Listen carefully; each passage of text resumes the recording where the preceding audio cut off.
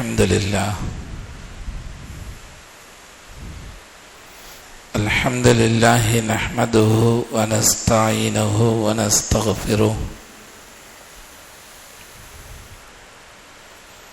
ونؤمن به ونتوكل عليه ونعوذ بالله من شرور أنفسنا ومن سيئات أعمالنا من يهده الله فلا مضل له ومن يضلله فلا هادي له ونشهد أن لا إله إلا الله ونشهد أن سيدنا ومولانا محمدا صلى الله عليه وسلم تسليما كثيرا كثيرا أما بعد فأعوذ بالله من الشيطان الرجيم بسم الله الرحمن الرحيم ومن يعظم حرمات الله فهو خير له وقال النبي صلى الله عليه وسلم اتق المحارم تكن أعبد الناس أو كما قال عليه الصلاة والسلام رب اشرح لي صدري ويسر لي أمري واحلل عقدة من لساني يفقهوا قولي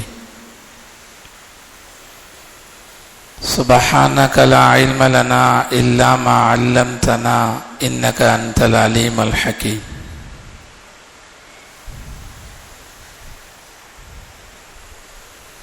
கண்ணியத்திற்கும் மரியாதைக்கும் உரித்தான அல்லாஹுவின் நல்லடியார்களே,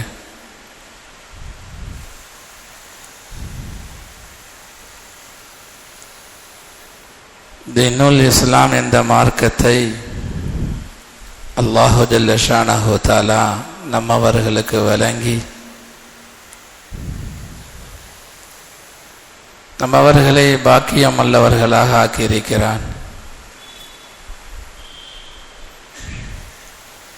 இந்த தீனை சரியாக புரிந்து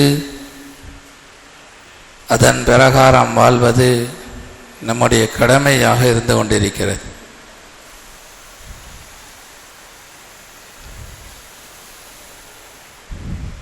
பல்வேறு நேரங்களிலே மார்க்கம் குறித்த சரியான விளக்கம் நம்மவர்களிடத்திலே கிடையாது. திருக்குர்ஆனுடைய பல்வேறு இடங்களிலே அல்லாஹு ஜல்ல ஷானஹு தஆலா யா அய்யுஹன் நாஸு அபுது, மனிதர்களே அல்லாஹ்வை வணங்குங்கள், இபாதத்து செய்யுங்கள் என்பதாக அல்லாஹ் குறிப்பிடுவான்.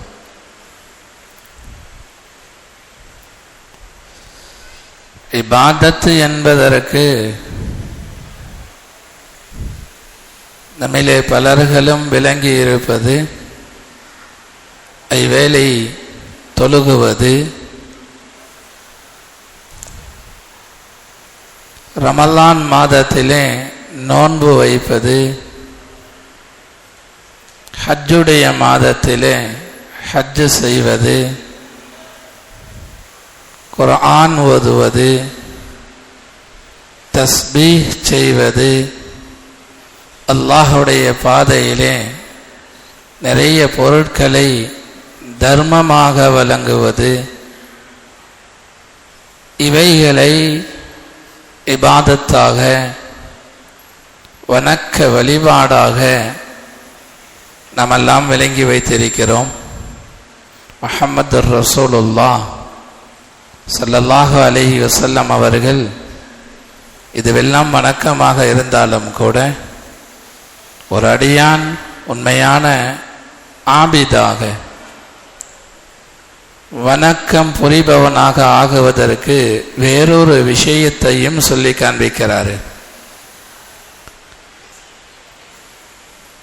இத்தகில் மஹாரிம் தகுன் அஅபதன் நாஸ். ஹராம்களை தவிர்ந்து வாழுங்கள். அப்பொழுதுதான் உண்மையான சிறந்த ஆபிதாக வணக்கசாலியாக ஆக முடியும் என்பதாக பெருமானார் ஸல்லல்லாஹு அலைஹி வஸல்லம் அவர்கள் குறிப்பிடுவார்கள். ஒரு அடியான் ஐவேளை பருந்துகளை தொழுகிறார், ஆனால் ஹராமான பார்வைக்கு அடிமையாக இருக்கிறார். ஒரு அடியான் அன்றாடம் லட்சக்கணக்கான தஸ்பீஹாத்துகளை, கலிமா ஓதுவதை, குர்ஆன் ஓதுவதை வளமையாக கொண்டிருக்கிறார். அடுத்தவர்களை பற்றி புறம் பேசுவது, ஆபாசமான விஷயங்களை பேசிக்கொள்வது, பகிர்ந்து கொள்வது, இந்த விஷயத்தை விட்டும் ஒரு அடியான் தவிர்ந்து வாழவில்லை. இவர் தன்னை வணக்கசாலியாக நினைப்பதில் அர்த்தம் கிடையாது. உலமாக்கள் சொல்வார்கள், இந்த ஹதீஸை முன்வைத்து ஒரு ஆணுடைய தஹஜ்ஜத்தை விட ஆணுடைய பர்தா பேணுதல், ஆணுடைய பார்வை பேணுதல் அல்லாஹ்வுக்கு மிக பிடித்தமானது. ஒரு ஆண் எவ்வளவுதான் தஹஜ்ஜத் தொழுதாலும் கூட ஹராமான பார்வைக்கு அடிமையாக இருக்கிறார். இவரை பார்த்து வணக்கசாலி என்பதாக அல்லாஹ்வுடைய பார்வையிலே சொல்ல முடியாது. ஒரு பெண் நல்ல தஹஜ்ஜத் தொழக்கூடியவள், நிறைய நஃபிலான வணக்கங்களை செய்யக்கூடியவள், பர்தாவுடைய வாழ்க்கை கிடையாது. இவள் அல்லாஹ்விடத்தில் வணக்கசாலி கிடையாது. பெருமானார் ஸல்லல்லாஹு அலைஹி வஸல்லம் அவர்கள் சொல்வார்கள், உண்மையான ஆபிதாக ஆக வேண்டும் என்று சொன்னால் அல்லாஹ் ஏவியதை செய்வதோடு அல்லாஹ் தடுத்த ஹராம்களையும் விட்டுவிடுங்கள். வணக்கம் செய்கிறீர்கள், வாழ்நாளிலே ஹராமும் செய்கிறீர்கள், அல்லாஹ்விடத்தில் நெருங்க முடியாது. ஐவேளை தொழுகிறீர்கள், ஹராம் சாப்பிடுகிறீர்கள். நிறைய நபர்கள் சொல்வது உண்டு, அவர் என்னதான் வட்டி தொழில் செய்தாலும் கூட நிறைய தர்மம் செய்வார் என்பதாக. அவருடைய தர்மத்துக்கு எந்த மதிப்பும் அல்லாஹ்விடத்திலே கிடையாது. வட்டி தொழில் செய்கிறார், ஹராம்.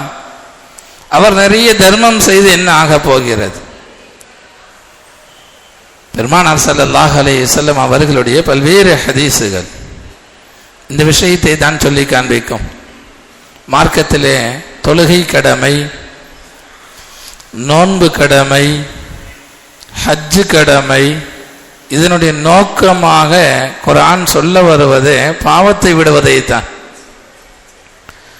ஒரு மனிதனை ஐவேளை தொழ சொல்லுவதனுடைய நோக்கமே வாழ்க்கையிலிருந்து ஹராமை அகற்றுவது தான். அல்லாஹு ஜல்ல ஷானஹு தஆலா குர்ஆனுடைய ஒரு வசனத்திலே சொல்லுவான், தொழுகையுடைய நோக்கம் என்ன? இன்ன ஸலாத்த தன்ஹா அனில் ஃபஹ்ஷாஇ வல் முன்கர்.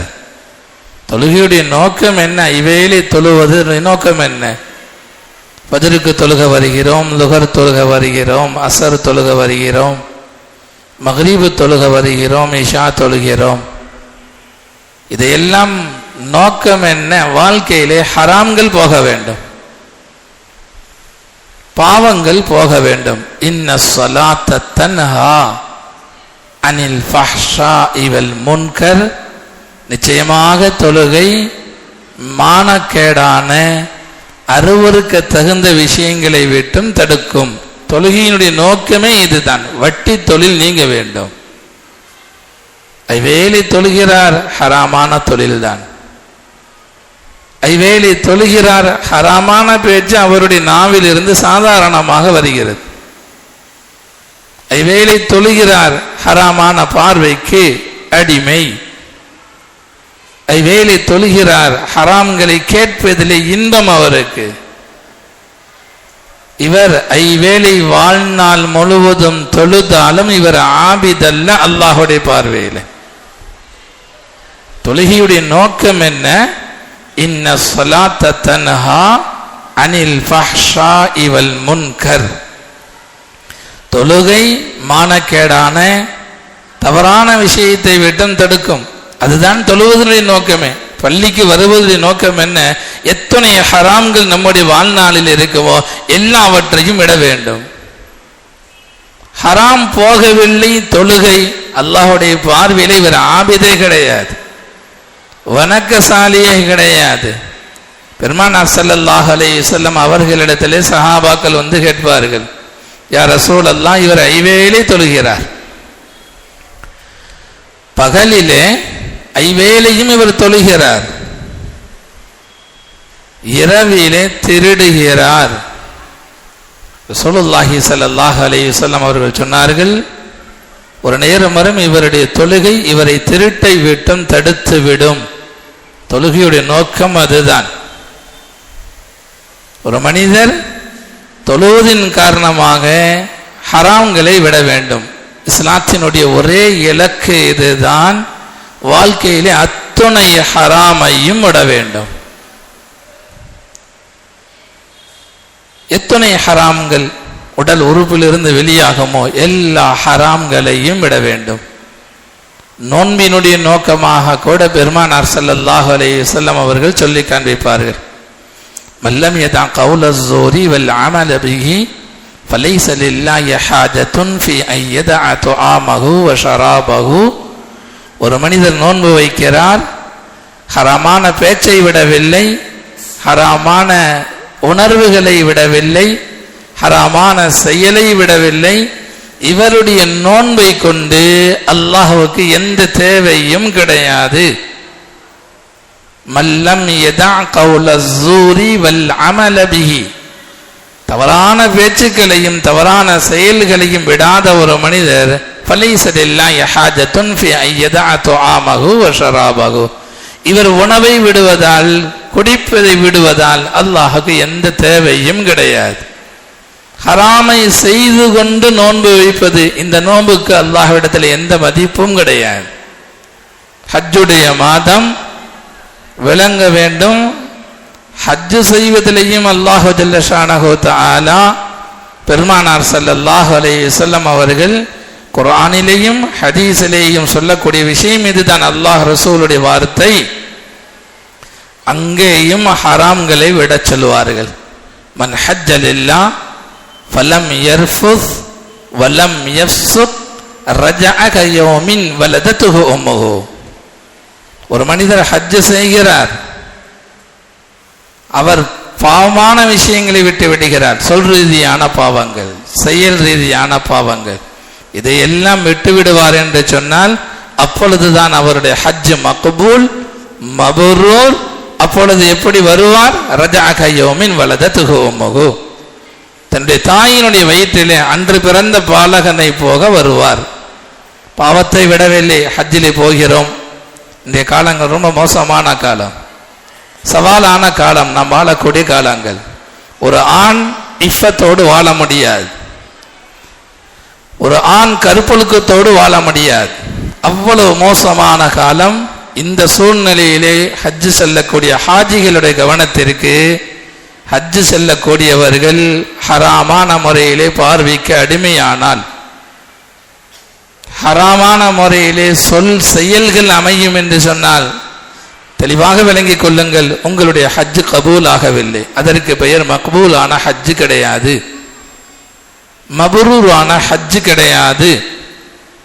அல்லாஹ்விடத்திலே அங்கீகாரம், நம்முடைய அமல்களுக்கு அங்கீகாரம் கிடைக்க வேண்டும் என்று சொன்னால், ஐவேளை தொழுகி அல்லாஹ்விடத்தில் அங்கீகாரமாக வேண்டும் என்று சொன்னால் லட்சங்கள் செலவு செய்து ஒரு ஹஜ் செய்வதற்கு என்று 9 லட்சம் 10 லட்சம், சாதாரண காசு அல்ல.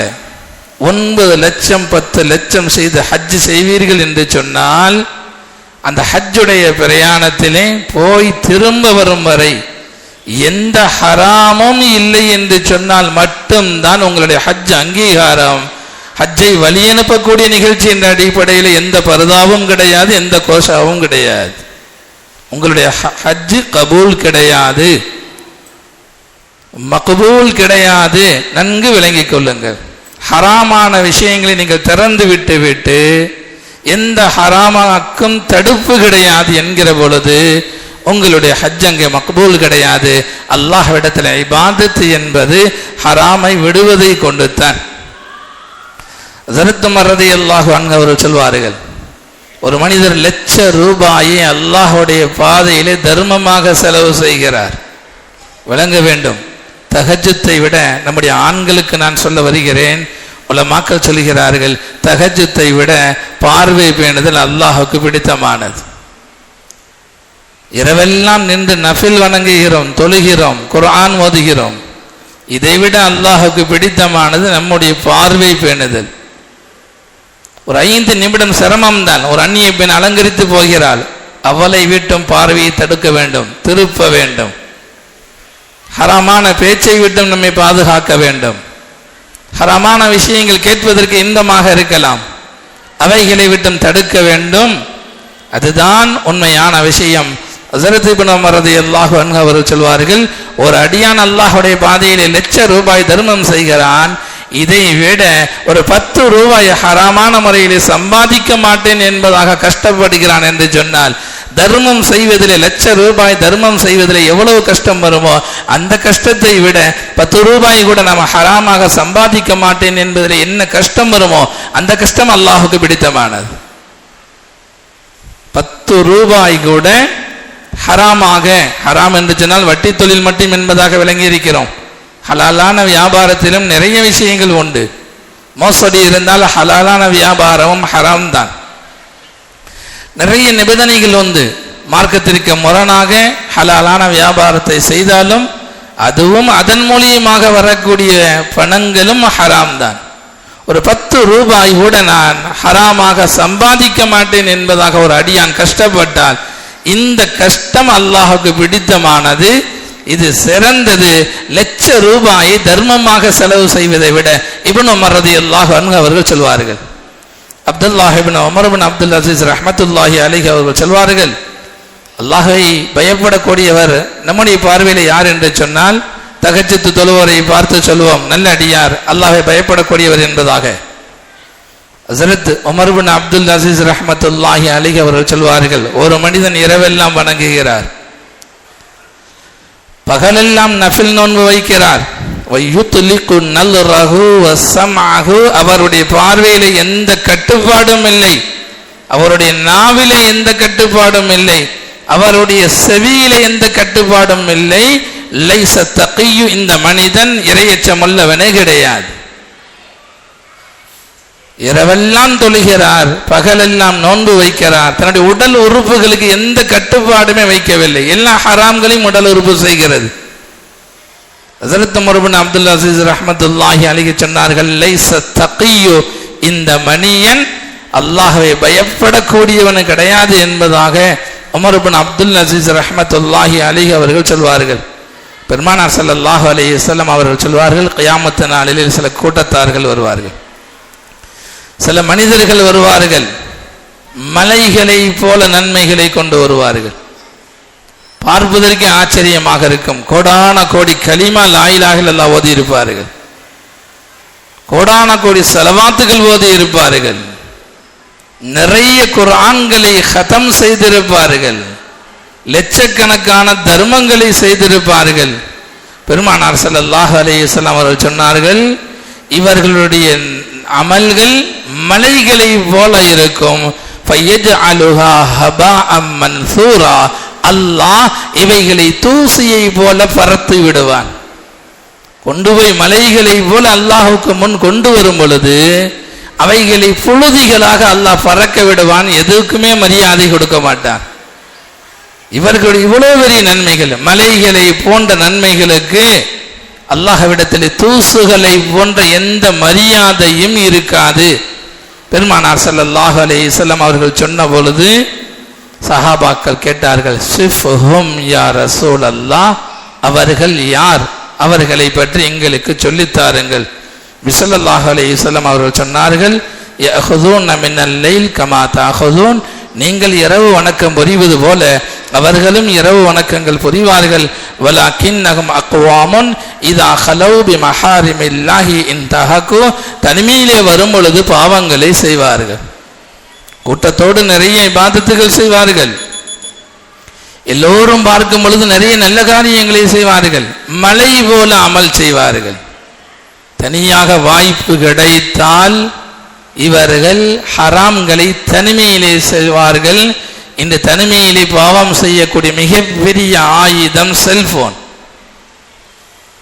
தனிமையிலே எவ்வளவு பெரிய இறைச்சம் உள்ளவராக இருந்தாலும் அவரை தனிமையிலே பாவம் செய்ய வைப்பதற்கு ஒரு மிகப்பெரிய ஆயுதம் இதுதான், செல்போன். அதைத்தான் பெருமானார் ஸல்லல்லாஹு அலைஹி வஸல்லம் அவர் சொல்வார்கள், கியாமத்துடைய நெருக்கத்திலே சில கூட்டத்தார்கள் வருவார்கள், இரவு வணக்கங்கள்லாம் நிறைய செய்வார்கள், நின்று வணங்குவார்கள், குர்ஆன் ஓதுவார்கள், எல்லாம் செய்வார்கள்.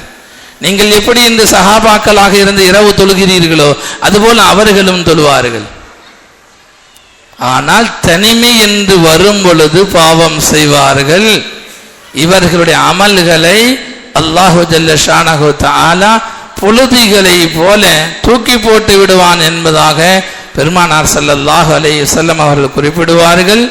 விளங்க வேண்டும், தொழுகை தீன், உண்மைதான். ஐவேளை தொழுகுவது ஃபர்ல், கடமைதான். ரமலானிலே நோன்பு வைப்பது கடமைதான். ஹஜ்ஜுடைய மாதத்திலே நோன்பு ஹஜ்ஜு செய்வது கடமையான விஷயம்தான். இதையெல்லாம் செய்ய வேண்டும், இதோடு நிறுத்தக்கூடாது. என்னவெல்லாம் மார்க்கத்திலே ஹராம் என்பதாக அல்லாஹ் சொல்லி இருப்பானோ அந்த ஹராம்களை வன்மையாக பயப்பட வேண்டும், கடுமையாக பயப்பட வேண்டும். அந்த ஹராம்களை விட்டும் தவிர்ந்து கொள்வதிலே எவ்வளவு கஷ்டங்கள் வந்தாலும் சரி. ஒரே ஒரு விஷயத்தை சொல்லி முடிக்கிறேன்.